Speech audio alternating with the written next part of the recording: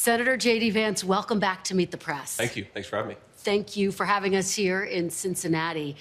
Let's start off with the Democratic National Convention. Sure. Some of what we heard this past week. Vice President Kamala Harris, in making her case, said that the tariff plans that Donald Trump is proposing will hurt the middle class. Here's what she said specifically, quote, Sure. He intends to enact what in effect is a national sales tax, call it a Trump tax, that would raise prices on middle-class families by almost $4,000 a year. Now, the estimates vary, but how do you respond to that charge that Trump's tariffs would hurt the middle class? Yeah, so if you step back a little bit, Kristen, there's this whole thing that Kamala Harris did at the convention where she made a bunch of claims about what would happen and not enough actually reflection on what already happened, right? Because Donald Trump was already president. He used tariffs to bring manufacturing jobs back to our country, and I think he'll do it again. And he did it while keeping prices extremely low. Because if you go back to the Trump presidency, we had 12,000 factories that were built during Donald Trump's presidency. Inflation never really ticked above 2% his entire administration. In fact, was sort of around 1.5% most of the time that he was president. So when Kamala Harris says, if we do the thing that Trump already did, it's going to be way worse than it was last time, I just don't think that makes a lot of sense. Well, let's talk about Sure. Trump's record during his first term. He did impose rounds of tariffs, and it cost Americans nearly $80 billion in new taxes. Do you acknowledge that imposing more tariffs will ultimately cost consumers? Well, what it really does is it penalizes importers from bringing goods outside the country into the country. And I think that's just a necessary thing. We know that China and a number of other countries are using effectively slave labor to undercut the wages of American workers. Donald Trump thinks that has to stop. And again, what Kamala Harris is saying, Kristen, is that if you do this, you're somehow going to cause skyrocketing inflation. In reality, Donald Trump already did it. He brought a lot of jobs back, and it didn't cause inflation. But it caused consumers to pay more. They paid more in taxes, $80 billion worth. Do you acknowledge that consumers ultimately will pay more if there are more tariffs imposed? So economists... Do you just acknowledge that? No, I don't, Kristen, because I think economists really disagree about the effects of tariffs because there can be a dynamic effect, right? So what some economists will say is what you just said, that it will actually raise costs for consumers. But what other people say, and I think the record supports what this other view, is that it causes this dynamic effect where more jobs come into the country. Anything that you lose on the tariff from the perspective of the consumer, you gain in higher wages. So you're ultimately much better off. You have more take-home pay, you have better jobs, and also we have more reliance. Because one of the things we learned during COVID, I don't, by the way, blame Democrats for this, but one of the things we learned during COVID, Kristen, is that if our supply chains are really brittle, if we depend on the Chinese to make too much of our stuff, then prices can skyrocket at a time of crisis. The economists who say that tariffs are bad, they don't take that into account. And we've all learned it the hard way. And it is economists across the board, really. I mean, the Wall Street Journal says economic data showed that Donald Trump's trade war with China did not achieve its objectives of reversing the declines in U.S. manufacturing or reshoring factory jobs. I hear what you're saying. It's a complicated picture, but just on that bottom line point, you can't guarantee that Americans won't wind up paying a penny more, can you? Well, I think that what you can guarantee is that if you don't bring more manufacturing jobs back into this country, you don't make our supply chains more stable, you're going to cause higher prices over the long term. I think that is what is absolutely true. But you acknowledge they could wind up paying more? What I acknowledge, Kristen, is that unless we bring more manufacturing jobs back to this country, we are going to end up paying more in the long term. Remember, the whole promise, now, again, this was a bipartisan thing. My own party was as wrong about it as Democrats were, and Donald Trump was right about it. What they said is that if you shipped all of our manufacturing to East Asia and to Mexico, Americans would pay lower prices. Well, here we are now, and Americans are paying higher prices. And just one more thing on this, Kristen, because it's really important to go at what Kamala Harris actually said in her convention speech. She says that she wants to stand up to China on behalf of American workers. If you're not willing to impose tariffs on companies that are manufacturing in China, using slave labor in China, you're not standing up to the Chinese, and Americans are really going to suffer. And on pricing and prices right now, inflation obviously at its lowest level since 2021. But let's move on. Robert F. Kennedy, the big news yesterday. Very big news. He suspended his campaign, announced he's endorsing Donald Trump. He is also known as someone who has blamed vaccines for autism, antidepressants for school shootings, and recently said, quote, he won't take sides on what happened on 9/11. Do you have any hesitation about accepting his endorsement? No, Kristen, I don't, because we're going to disagree on issues, right? There are things that Robert Kennedy has said that I disagree with. I'm sure there are things that he said, or that I've said, excuse me, that he's going to disagree with. But I think what his endorsement represents is that Donald J. Trump's Republican Party is a big tent party. I was raised by two grandparents who are sort of classic blue dog Democrats.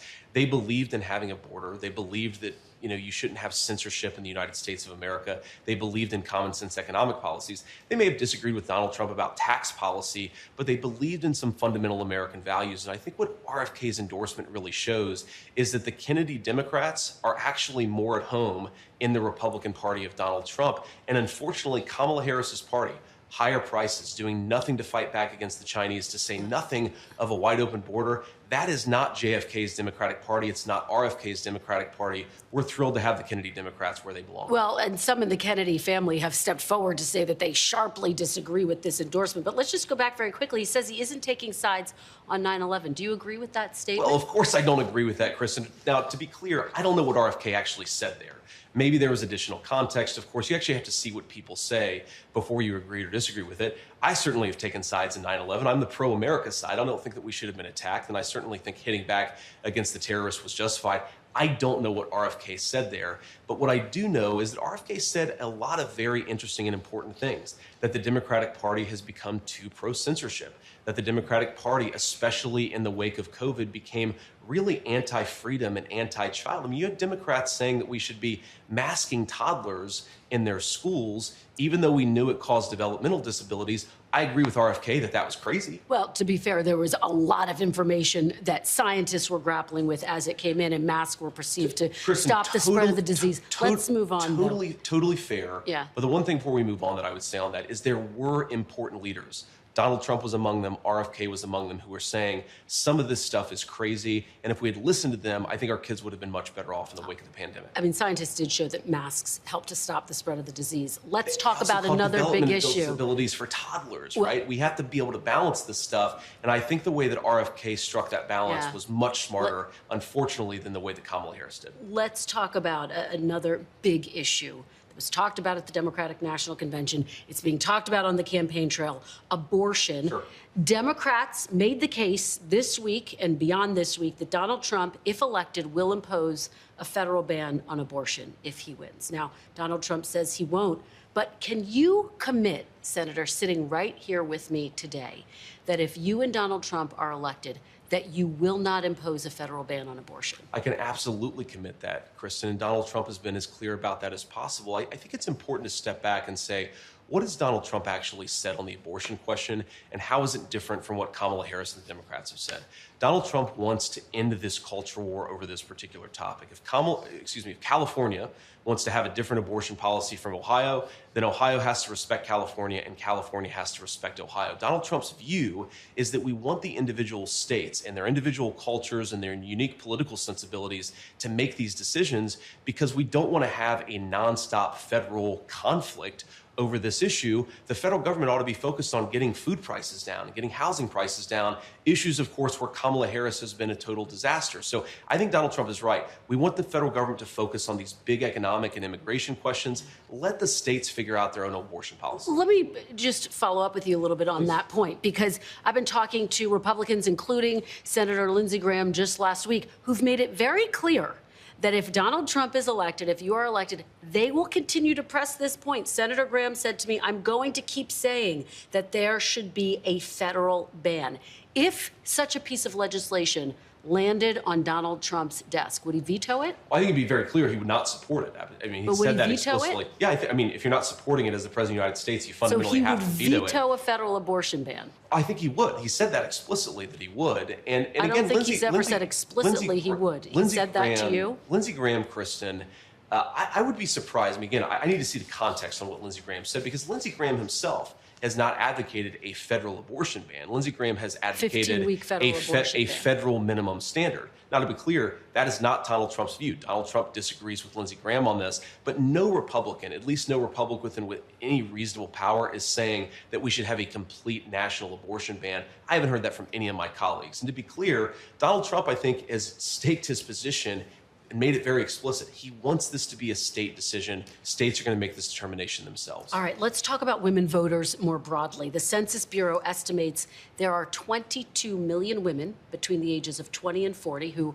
for whatever reason, do not have children. What do you say to those women who hear some of your comments, including the childless cat lady comments, which you've been asked about, but who feel as though you won't represent them? Well, I'd say, first of all, I will represent you. I want to be the vice president for the whole country, and I want to represent everybody. And yes, I made a sarcastic comment years ago that I think that a lot of Democrats have willfully misinterpreted.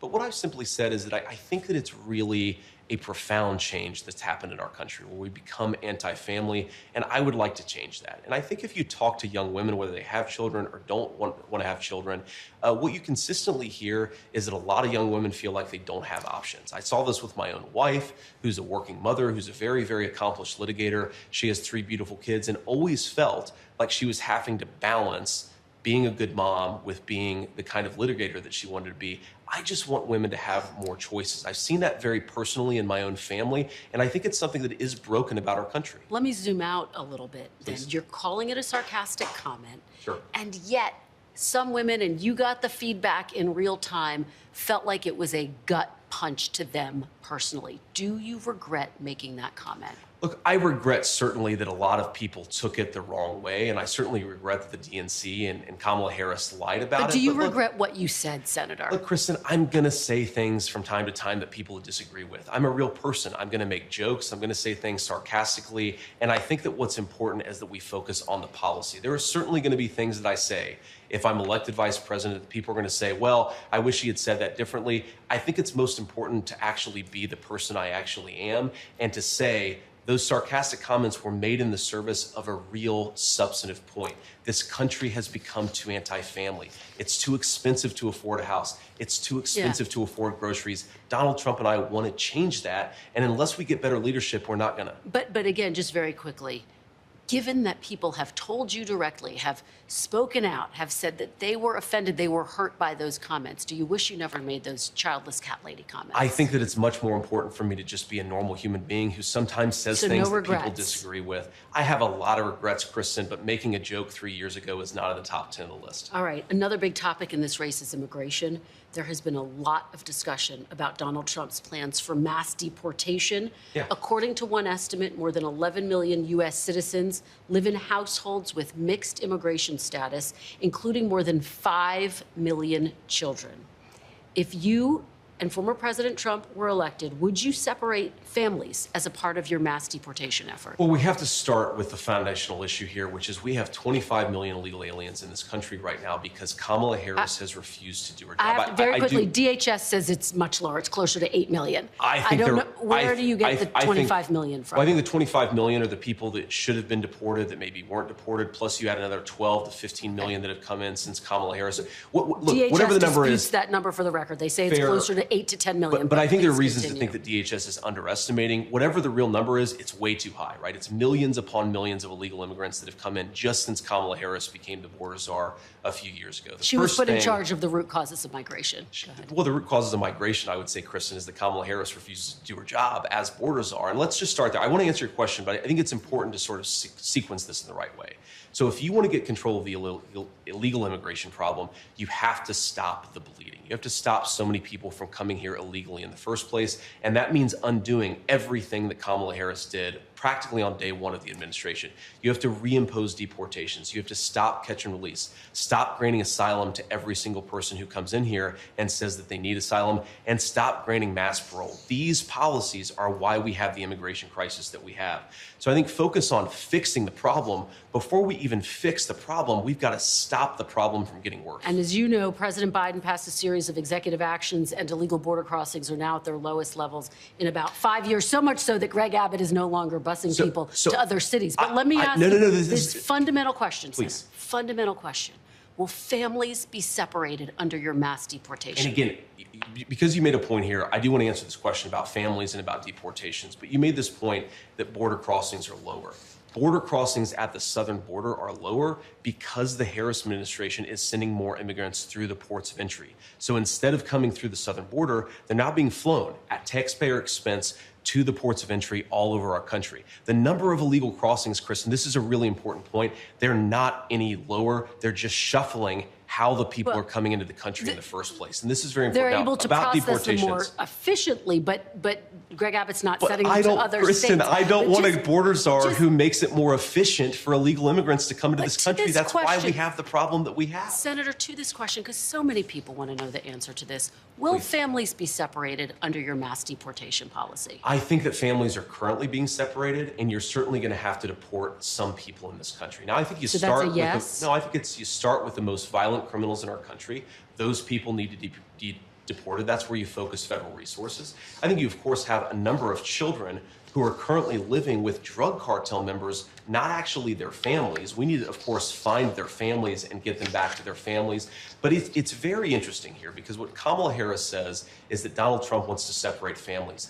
Kamala Harris's policies have led to thousands upon thousands of migrant children living with sex traffickers and drug cartels. well- that is the consequence of her policies. But there's not a Some of them are policy to even missing. separate families. There's not a policy to separate families. Oh, if you know that your policies will lead to family separation, you don't get to claim. Kristen, this is important. wait, hold on. Kamala Harris Hold on. cannot claim that she doesn't know that her policies under are the- leading to family separation. They are, and everybody knows it, and she has to take responsibility for that. That's what real leadership is. There are some families who have been separated, as you say, some because their parents are criminals. But of course, under the Trump administration, there was a zero tolerance policy, which is an actual policy. But let's move on. No, please, because we're can I running just out make of this point, time. Kristen, because this is so important. We are running out of There time, was a so- zero, I'll give you more time. There was a Okay. zero tolerance policy during the Trump administration, and that led to less family separation than under Kamala Harris's border policies. That's what's so striking about this. Actually enforcing our border is the most humane thing for children and certainly for American citizens. But I don't hear you denying that families will be separated. Let's move on to something that Donald Trump said in North Carolina and yet again Friday night. He said, quote, "Our primary focus is not to get out the vote. It's to make sure they don't cheat because we have all the votes you need. You can see it." Why is Donald Trump casting doubt on the election before it's even happened? I don't think that's what Donald Trump is doing. Well, that's what he's doing. That's what he says here. We I need to think make that- sure they don't cheat. I think that what he's saying is that we want to pursue a set of policies in the Republican Party that make it easier for every legal ballot to be cast and counted, but make it harder for illegally cast ballots to be counted. Now, we can disagree about how many of those there are, whether there are a few hundred, a few thousand, maybe more, but just in the last week, okay, so just in the last week, once in Arizona and once in Pennsylvania, there were major court wins that make our ballot process more secure and more effective. I think that's what Donald Trump is talking about, is we have to pursue, sometimes through litigation, sometimes through better policy at the state or national level, a set of rules that make sure every ballot is legally counted. Well, it's very different from your message, which is you said, and I'll quote you back to yourself, we have to work as hard as possible to persuade Americans to vote for us. Are you on the same page as Donald Trump? Because, again, he seems to be casting doubt Of course, on the results of the election before it's even happened. Of course, we're on the same page, Kristen. We talk all the time, and I guarantee you, if you sat here and said, Mr. President, Donald Trump, do you believe that we need to do, that your campaign needs to persuade voters as much as possible? Of course he's going to say yes. That's not inconsistent with thinking that we need to pursue a set of approaches that make sure legal ballots get counted, illegal ballots don't get counted. Do you have faith the 2024 election will be free and fair? I do, Kristen. I do think it's going to be free and fair, and we're going to do everything that we can to make sure that happens. We're going to pursue every pathway to make sure, again, legal ballots get counted. But I feel very good about where we are. I think we're going to win this race, and I think we're going to win it in a very good election. All right. Senator J.D. Vance. Thanks, Kristen. Thank you so much for your time this afternoon. Likewise. Really appreciate it. Thank you. Yep.